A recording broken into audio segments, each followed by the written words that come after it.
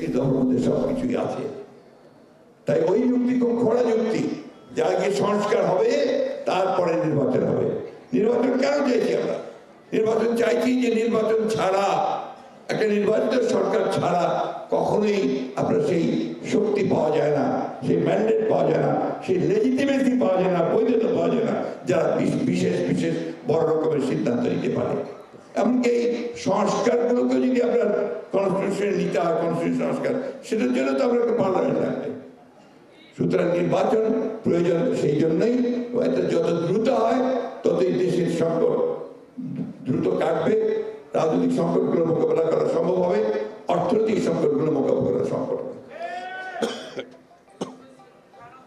অর্থনীতির অবস্থা ভালো না, জিনিসপত্রের দাম এমন ভাবে বেড়েছে যে মানুষের এখন না বিশ্বাস উঠে গেছে, তাই না? প্রত্যেকটি জিনিসের দাম বেড়ে গেছে।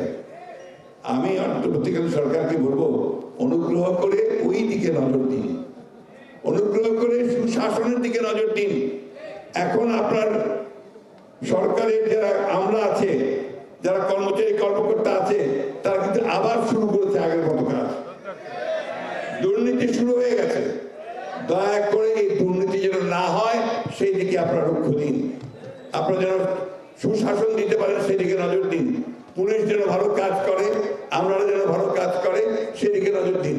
বিশ্ববিদ্যালয়গুলোকে, শিক্ষা প্রতিষ্ঠানগুলোকে ঠিকমতো চালু করার চেষ্টা করুন। এই কাজগুলো করা দরকার।